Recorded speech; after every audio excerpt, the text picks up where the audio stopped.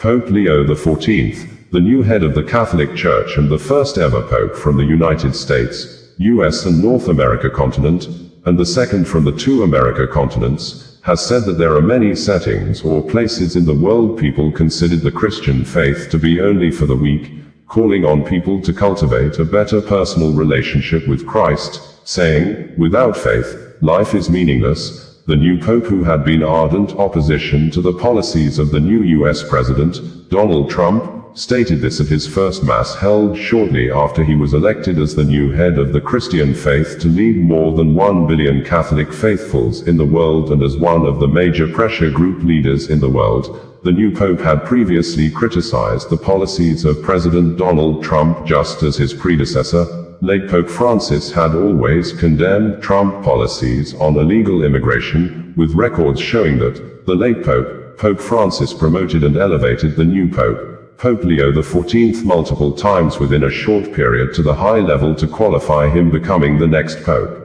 We cannot build a just society if we discard the weakest, whether the child in the womb, or the elderly in their frailty, for they are both gifts from God, Pope Leo XIV said.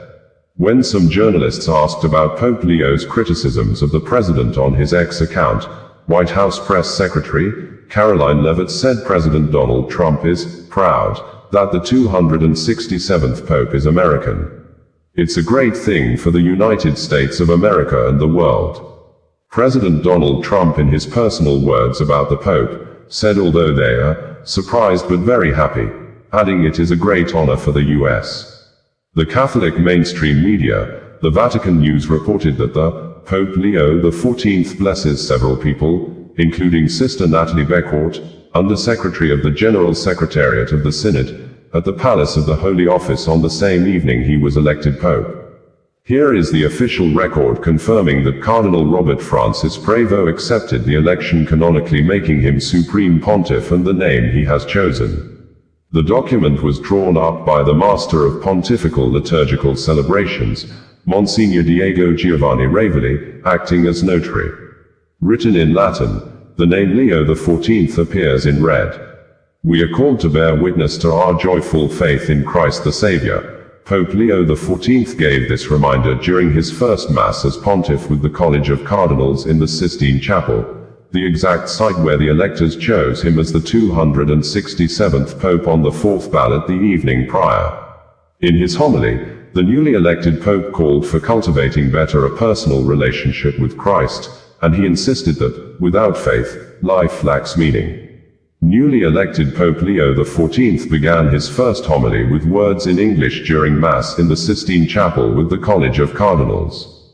Even today, there are many settings in which the Christian faith is considered absurd, meant for the weak and unintelligent. Settings where other securities are preferred, like technology, money, success, power, or pleasure. God has called me by your election to succeed the Prince of the Apostles, and has entrusted this treasure to me so that, with his help, I may be its faithful administrator. Pope Leo XIV greeted the city of Rome and the world at his first appearance as the successor of Peter from the central balcony of St. Peter's Basilica. Peace be with you, dearest brothers and sisters. This was the first greeting of the risen Christ, the Good Shepherd, who gave his life for the flock of God. I, too, would like this greeting of peace to enter your hearts, to reach your families and all people, wherever they are, and all the peoples, and all the earth, peace be with you. Former U.S. President Barack Obama, in a congratulatory message and statement of commendation, tweeted and said, Michelle and I send our congratulations to a fellow Chicagoan, His Holiness Pope Leo XIV. This is a historic day for the United States, and we will pray for him as he begins the sacred work of leading the Catholic Church and setting an example for so many, regardless of faith. It would be recalled, after much waiting, white smoke was seen pouring out of the Sistine Chapel chimney on Thursday, signaling the College of Cardinals has chosen a successor to Pope Francis. Riotous applause went up from a crowd of thousands gathered at St. Peter's Square in Vatican City, where they had been keeping eyes on the chimney waiting for the white plume to emerge after each ballot was cast during the papal conclave. The smoke indicates at least 89 of the 133 cardinals participating in the process have reached a consensus on who should be the next pope. Black smoke, indicating no candidate achieved the 2/3 majority threshold, wafts from the chimney before the white smoke appears. The Vatican News reported details about the personal profile of the new pope as stated verbatim below. The first Augustinian pope, Leo XIV, is the second Roman pontiff, after Pope Francis, from the Americas. Unlike Jorge Mario Bergoglio, however, the 69-year-old Robert Francis Prevo is from the northern part of the continent, though he spent many years as a missionary in Peru before being elected head of the Augustinians for 2 consecutive terms. First Augustinian Pope. The new Bishop of Rome was born on September 14, 1955, in Chicago, Illinois, to Louis Marius Prevo, of French and Italian descent, and Mildred Martinez, of Spanish descent. He has 2 brothers, Louis Martin and John Joseph. He spent his childhood and adolescence with his family and studied first at the minor seminary of the Augustinian Fathers and then at Villanova University in Pennsylvania, where in 1977 he earned a degree in mathematics and also studied philosophy. On September 1 of the same year, Prevo entered the novitiate of the Order of St. Augustine, OSA, in St. Louis, in the province of Our Lady of Good Counsel of Chicago, and made his first profession on September 2, 1978. On August 29, 1981, he made his solemn vows. The future pontiff received his theological education at the Catholic Theological Union in Chicago.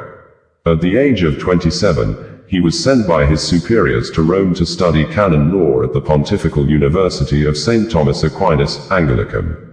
In Rome, he was ordained a priest on June 19, 1982, at the Augustinian College of St. Monica by Archbishop Jean J.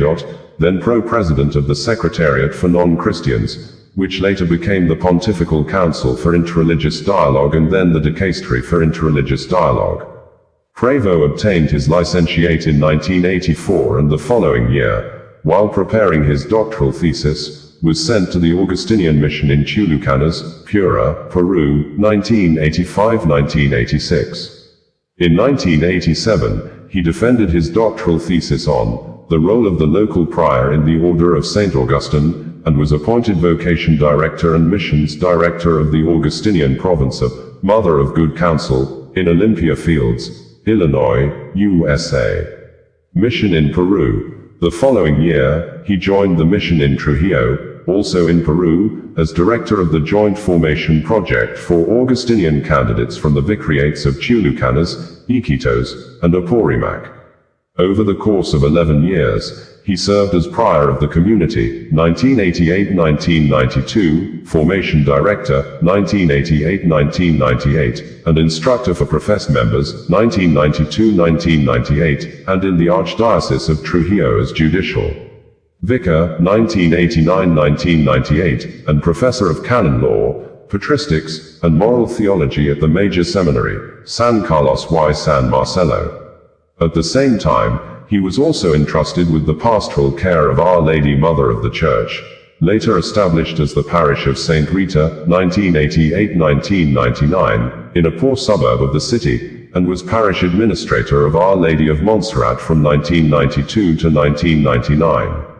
In 1999, he was elected provincial prior of the Augustinian province of Mother of Good Counsel, in Chicago, and 2.5 years later, the Ordinary General Chapter of the Order of St. Augustine elected him as Prior General, confirming him in 2007 for a second term. In October 2013, he returned to his Augustinian province in Chicago, serving as Director of Formation at the St. Augustine Convent, First Counselor, and Provincial Vicar, roles he held until Pope Francis appointed him on November 3, 2014, as Apostolic Administrator of the Peruvian Diocese of Chiclayo, elevating him to the episcopal dignity as titular Bishop of Safar. He entered the diocese on November 7, in the presence of Apostolic Nuncio James Patrick Green, who ordained him bishop just over a month later, on December 12, the feast of Our Lady of Guadalupe, in the Cathedral of St. Mary. His episcopal motto is, In illo uno unum, words pronounced by St. Augustine in a sermon on Psalm 127 to explain that, although we Christians are many, in the one Christ we are one. Bishop of Chiclayo, Peru, from 2015 to 2023. On September 26, 2015, he was appointed Bishop of Chiclayo by Pope Francis. In March 2018, he was elected second vice president of the Peruvian Episcopal Conference, where he also served as a member of the Economic Council and president of the Commission for Culture and Education. In 2019, Pope Francis appointed him a member of the Congregation for the Clergy, July 13, 2019, and in 2020, a member of the Congregation for Bishops, November 21. Meanwhile, on April 15, 2020, he was also appointed Apostolic Administrator of the Peruvian Diocese of Callao, Prefect of the Dicastery for Bishops. On January 30, 2023, the Pope called him to Rome as Prefect of the Dicastery for Bishops and President of the Pontifical Commission for Latin America, promoting him to the rank of Archbishop. Created Cardinal in 2024, Pope Francis created him Cardinal in the Consistory of September 30 that year and assigned him the Diaconate of St. Monica. He officially took possession of it on January 28, 2024.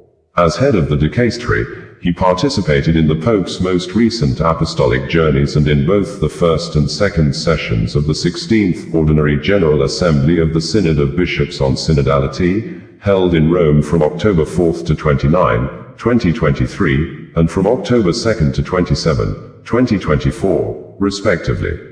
Meanwhile, on October 4, 2023, Pope Francis appointed him as a member of the Dicasteries for Evangelization, Section for First Evangelization and New Particular Churches, for the Doctrine of the Faith, for the Eastern Churches, for the Clergy, for Institutes of Consecrated Life and Societies of Apostolic Life, for Culture and Education, for Legislative Texts, and of the Pontifical Commission for the Vatican City-State. Finally, on February 6 of this year, the Argentine Pope promoted him to the Order of Bishops, granting him the title of the Suburbicarian Church of Albano. 3 days later, on February 9, he celebrated the Mass presided over by Pope Francis in St. Peter's Square for the Jubilee of the Armed Forces, the second major event of the Holy Year of Hope. During the most recent hospitalization of his predecessor at the Gemelli Hospital, Prevo presided over the Rosary for Pope Francis's health in St. Peter's Square on March 3.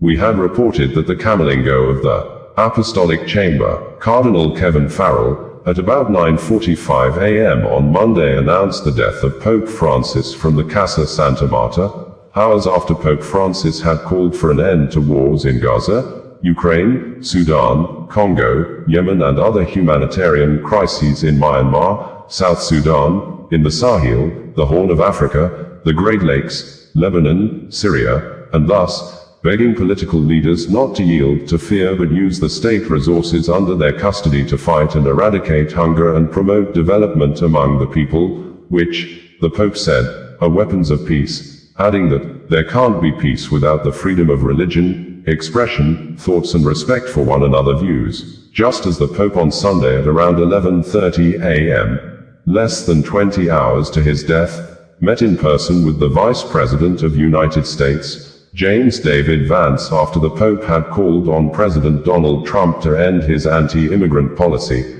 asking Catholics in America to reject the anti-immigrant narratives canvassed by the U.S. government led by President Donald Trump.